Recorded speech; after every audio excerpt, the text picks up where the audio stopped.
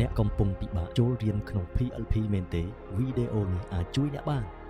សួស្តីបងប្អូនទាំងអស់គ្នានៅក្នុងវីដេអូនេះខ្ញុំនឹងបង្ហាញពីវិធីចូលរៀនក្នុងកម្មវិធី PLP ដោយងាយៗដែលអនុវត្តបានភ្លាមៗសូមតាមដានទាំងអស់គ្នា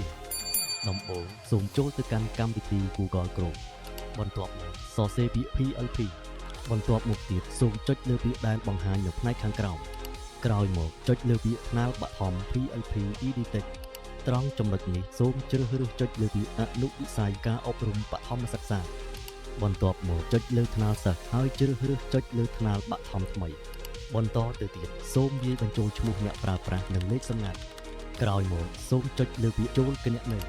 ឬក៏ចូលកម្មវិធីតាមរយៈការ scan QR code ក៏បានដោយជ្រើសរើសចុចលើពាក្យ scan QR ហើយយក QR code របស់អ្នកមក scan នោះអ្នកនឹងអាចចូលទៅក្នុងប្រព័ន្ធដើម្បីរៀនបានហើយពេលចូលកម្មវិធីបានហើយសូមអ្នកអូសទៅរកថ្នាក់របស់អ្នកហើយចុចលើមុខវិជ្ជាដែលអ្នកចង់រៀនឧទាហរណ៍បើអ្នកនៅថ្នាក់ទី4ហើយចង់រៀនគណិតសូមចុចលើពាក្យគណិតវិទ្យាហើយជ្រើសរើសមេរៀនដែលអ្នកចង់រៀនដើម្បីត្រឡប់មកក្រោយវិញសូមចុចលើសញ្ញា logo PLP នៅខាងឆ្វេងផ្នែកខាងលើបើអ្នកចង់រៀនខ្មែរសូមចុចលើពាក្យភាសាខ្មែរហើយជ្រើសរើសមេរៀនដែលអ្នកចង់រៀនបើសិនជាអ្នកចង់រៀនវិទ្យាសាស្ត្រសូមអ្នកចុចលើពាក្យវិទ្យាសាស្ត្រហើយជ្រើសរើសមេរៀនដែលអ្នកចង់រៀន